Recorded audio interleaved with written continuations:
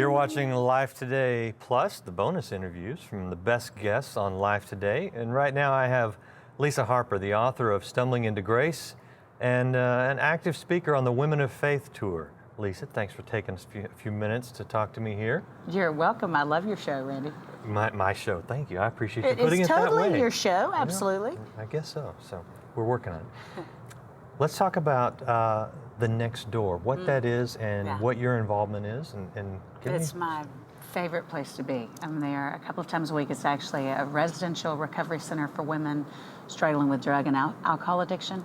Downtown Nashville. We also have a branch in Chattanooga and a branch in Knoxville. But I love working with women in recovery. As a matter of fact, I say all mother. I'll tell you a couple of reasons. One is I had a book in seminary that we had to read called Addiction's a Banquet in the Grave. And there was one line in that book that so resonated with me, and it was, all addictions are ultimately a disorder of worship. And I thought, oh my goodness, that's me. I've never struggled with drugs or alcohol, but I have run to all the wrong things instead of to Jesus. My addictions were more carbohydrates and abusive men, but I've definitely put things other than Jesus in that deepest hole in my heart.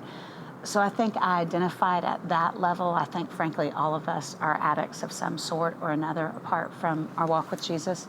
But also you see the gospel so tangibly. Because these women, most of them have been in prison. A lot of them come from just horrific backgrounds. That's why they started abusing drugs or alcohol in the first place. And they don't have the energy for facades. So they're very honest about the fact that they can't make it by themselves, which I think I get so tired sometimes of Christians acting like, oh no, I've got it all together. And I think, well, really? That's the antithesis of the gospel. The gospel is we're a mess. We can't make it by ourselves. These women get that at a level that I don't always see. And then they're very honest about the fact that they need Jesus to make it every day. So it's really my favorite place to go. They teach me a lot more than I teach them. What do you do there? Do you speak to them? Technically, they call me a spiritual mentor. Okay. Basically, I lead a Bible study with these girls. We talk about Jesus. Most of them have to go as part of their recovery program. They don't all believe in Jesus. So we have a couple of rules. When you come into my room, whatever is said there stays there, unless there's a potential for them to harm themselves or harm somebody else. So it's a safe place. Everybody gets chocolate or whatever sweet they like because I bring those in. And then they have to talk honestly about God. So some of them will say, either I don't get God, or the church has totally turned me away because I didn't look right or smell right or had too many tats. Or they'll say something along the lines of, I don't think a perfect God could love a damaged girl like me.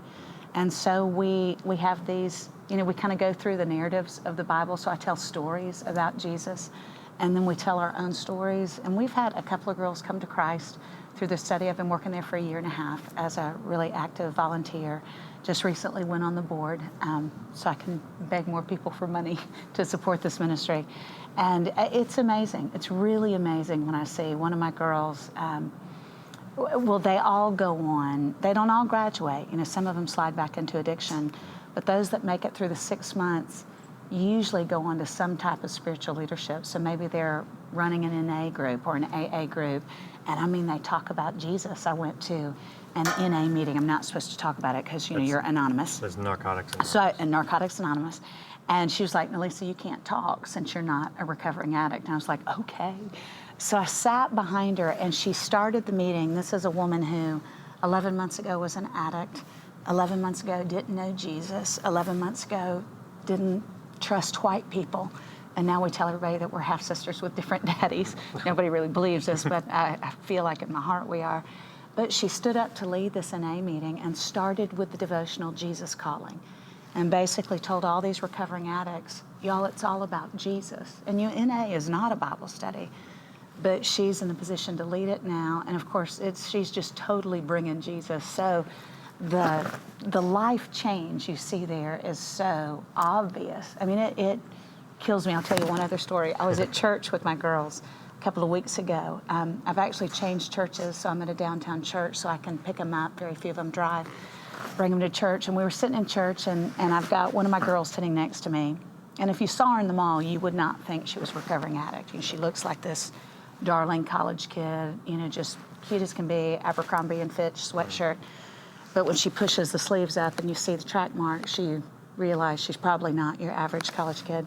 Anyway, she's sitting next to me. She's leaning forward, and our pastor is talking about the unlikeliness of the disciples, how they were such a motley crew, uneducated, tons of mistakes in their backgrounds. And it's like she kept leaning further forward until finally she poked me, middle of the sermon, real hard in the ribs, and she went, "Jesus had a thing for losers, didn't he?" And I started laughing. I was like, that is like Theology 101. That's awesome. Yes, he had a thing for losers. Jesus loves broken people. So I think I honestly see Jesus bigger because of them. It's amazing. You guys did some kind of Thanksgiving outreach last year. We did. Not too long ago at Thanksgiving, I couldn't go home. I usually go to my sister's house on Thanksgiving, and I was in the middle of a book deadline, which you know what that feels like, and didn't have the time to go be with family. And a couple of my girls who have made it through the 6-month recovery program, and now they're in another halfway house, kind of a step-up program, said, "Why don't you come with us? Because we're going to take all that we have extra, and we're going to try to put together 150 meals to take to people who don't have as much as we do." Which that in itself is so humbling, because these girls, I mean, we would consider them impoverished. Yeah. And yet from their perspective, we've got extra. So I went to this apartment complex where they live called the Freedom Recovery Center. And there were 8 of us putting together these extra Thanksgiving meals. And we put together 172 meals. Then they call me Pastor Harper, even though that's not theologically sound. They think of me as a preacher because I talk about Jesus so much. So they were like, "Preacher Harper, will you pray over the meals?" And I was like, "Oh yeah, I'd love to." We pray. And then there was no other plan, because, this wasn't organized. It wasn't through a mission or through a homeless shelter. And I was like, "Y'all, how are we going to get these meals to people who need them?" And they were like, "We hadn't really thought about that." And very few of them have cars. So I was like, "Well, I've got an SUV. We can put a ton of them in my car." So the girl that I say is like my half-sister, but I can't share her name since she did NA. She gets in the car with me and she said, "I know where we can go." So she just starts directing me all over Nashville to find literally people under bridges, people who hadn't made it to a shelter, maybe couldn't because they were still high. And she told me I couldn't pick anymore, because 3 times I picked people who I thought looked like they were in need, and they were Vanderbilt students that were dressed real shabby, and I thought they were hungry, and they were very offended when I asked them if they were hungry. She was like, "You can't pick anymore. You've got to let me pick." So she takes me to all these places, and we met some of the most incredible men and women, and our goal was to love them well, not just to hand them charity, but to look them in the eye and talk to them and maybe even hear their story. And oh my goodness, it's like the greatest Thanksgiving I've ever had by far. Like, I'm never going home again for Thanksgiving. Drive around Nashville, and it was amazing. It was absolutely amazing. I thought frankly, I think this is how believers are supposed to live. There's more commands in the gospel for us to help the poor than there are to do just about anything else. And I don't think that always means the financially poor.